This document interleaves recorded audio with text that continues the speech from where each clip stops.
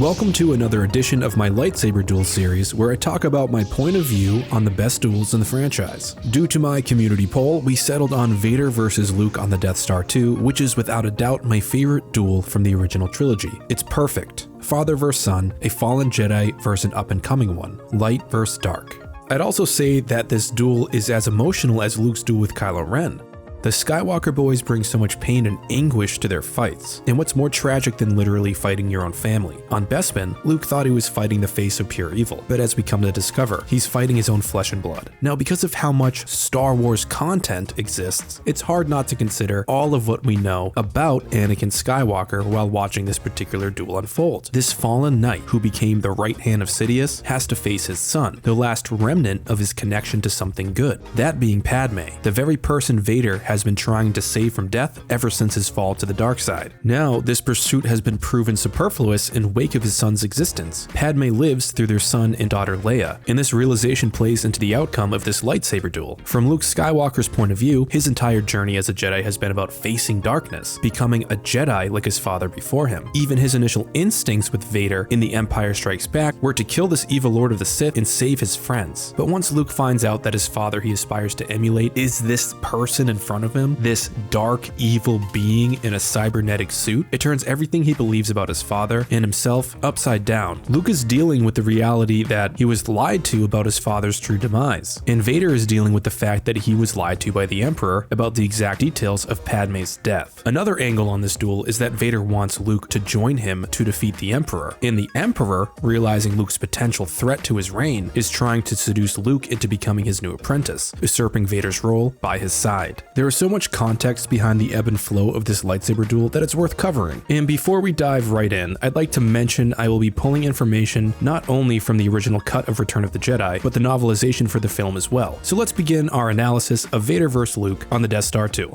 Our setting is inside of the Emperor's throne room. Before the first strike of a saber, the Emperor has been stoking Luke's fear and anger over the inevitable loss of his friends on the forest moon of Endor. Giving into his rage, Luke reaches out to his lightsaber with the Force to strike down the Emperor. However, Vader is there to counter his blow. We are seeing Luke unleash his dark side in this very moment, giving into his fear, and the Emperor cackles because all of this is going according to his plan. Now, Vader and Luke officially begin their lightsaber duel. And quickly said, it's hard to compare the swordsmanship skill we are seeing as compared to the prequels or sequels, but this fight feels raw. It's got weight behind the swings, and although it may look dated to some people, I think visually it still holds up to today's standards. Because of Luke's anger over the potential of losing his friends, his abilities and powers in the Force are amazingly strong. His initial round with Vader is nothing compared to what had occurred on Cloud City. Luke's quickness and skill with his blade impresses his father, who currently also wants Luke to fall to the dark side, but to rule by his side. Ultimately, Vader has underestimated how powerful his son has become since their last meeting. If we were to get technical in regards to Luke's combat form, it could be argued that he was using a Taru in this fight. But since Return of the Jedi predates the creation of lightsaber forms, at least as far as I know, it's hard to say. What I can say is this film has arguably the best sword fight choreographer of all time in the credits, Bob Anderson. And this guy's done a lot of movies. And fun fact, he may have even been in the Vader costume throughout most of these scenes in Return of the Jedi. Now, Luke is striking back at Vader with such force that Vader can barely keep up,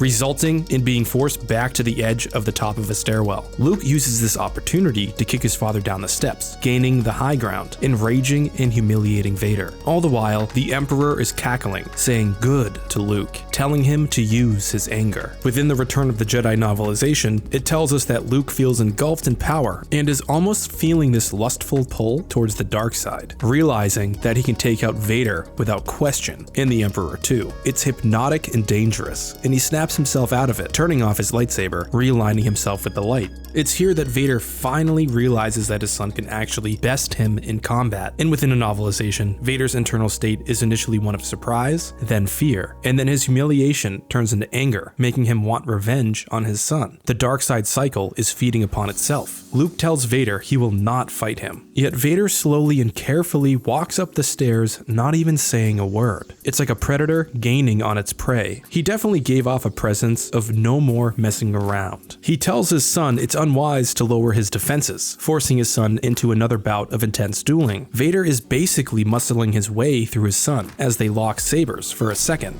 Luke gets out of the hole that they are in, causing Vader to strike out at nothing, becoming unbalanced for a moment, and Luke jumps away and backflips up to safety onto a platform. I love this series of events, because this is showing us Luke in his prime, being the Jedi he needs to be, fighting only for defense in this portion of the duel. This is who Luke truly is, not someone who is drunk in their own power, which earlier seemed to be taking hold. Luke again has the high ground, and I'd be lying if it hasn't crossed my mind of the implications of Vader being in this position twice in one duel, especially when his last fight to the death was what created him due to his lack of high ground. This just reinforces what I meant by being unable to look at these original movies without new perspectives because of the prequels and comics. It's just inevitable. And Luke states to Vader that his thoughts actually betray him, and that he feels the good in him, the conflict, because Luke remembers that there have been times that Vader could have killed him, such as Bespin, and even within this duel itself. However, Vader couldn't bring himself to do it. Luke continues that since Vader couldn't do it then, he won't do it now. And Vader, so enraged by his son by this point, decides that he will teach Luke a lesson, or he will kill him in doing so. His son underestimates the power of the dark side. Vader throws his blade at Luke, which to be honest is still a highlight of this duel to me. It's pretty awesome, and I wish back in the 80s they could have had it flip back into Vader's hands. That would have been incredible, something like at a Battlefront. But within the context of the high ground stuff I've been bringing up, Vader just says fuck it to the whole high ground thing going on here, and that's when he throws the lightsaber at the platform that his son is on. He forces the fight back into action.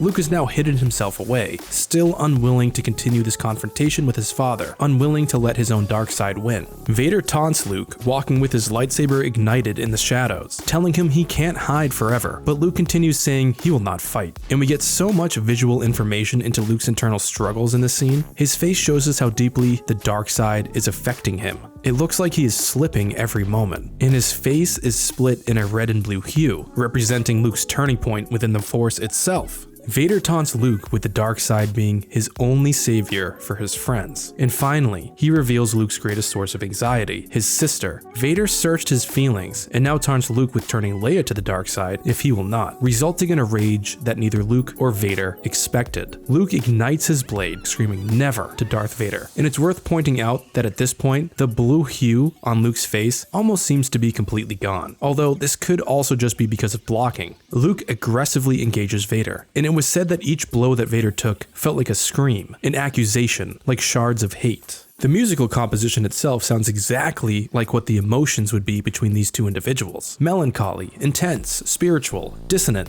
There's even a bit of triumph in there. But overall, we are witnessing our hero, Luke, dominate his father using the dark side. It's supposed to be tragic, even if visually it's epic. Vader takes each blow over and over until being overpowered by his son's speed. Vader falls to his knees, keeping his blade ignited to block each strike from the overpowered Luke. And finally, Luke cuts off Vader's hand, and the lightsaber falls away with it, mimicking what happened on Bespin. Vader over a chasm, losing a limb. Luke's eyes glare at his father, and his sword is still drawn. Vader is beaten at this point, and Luke knows he could kill him now if he wanted to. Now, you could say that technically, the end of the duel is this, and this is the end of the analysis. However, I think what follows this part of the duel is as important as the duel itself, because Vader and Luke aren't done with each other yet. They still have some business. Vader has his hands up, heavily breathing sporadically because of the damage he took at the hands of his son, and the Emperor is pleased with this outcome. The Emperor finds Luke to be living up to his expectations, fulfilling his destiny with the dark side. Luke hovers over Vader, his saber still drawn, and he is beginning to realize that he's becoming just like his father, and it's horrifying. The Emperor tells Luke his hate has made him powerful, and that once he strikes down Vader, he will join him at his side. Luke stares at the damage he has caused to his father's hand. Its electronic guts exposed, and he looks at his own cybernetic hand that he had lost in his previous fight with his father. Luke literally is becoming Vader. He is being tempted down the same path. Within the novel, Luke was coming to understand what was fueling his hatred in this moment beyond the fear of his sister's safety. It was the darkness itself, the darkness inside of Vader and the darkness inside of Sidious. And the only way that Luke saw the way to stop this entire unfolding of events was to renounce the darkness in himself, to conquer it. This would be how he would truly win this entire situation. Luke tosses away his lightsaber in defiance to the Emperor's wishes, unwilling to give in to his taunts and murder his own father. Luke states that he is a Jedi like his father before him, and that the Emperor has failed. It's important to point out that at this stage, when darkness could have been the easiest path, the quickest path, Luke eventually realized what he was doing was the path of the dark side, and ultimately he chose to be a pacifist. Luke has become a true Jedi, having faced his father, a Sith Lord, and he fought back against his own darker impulses, not giving in to the dark side. And he also set off a chain of events that resulted in the fulfillment of a long-time prophecy. Vader chose to save his son before he died at the hands of the Emperor for not choosing the dark side. This redeems the lost Anakin Skywalker, and Luke is saved.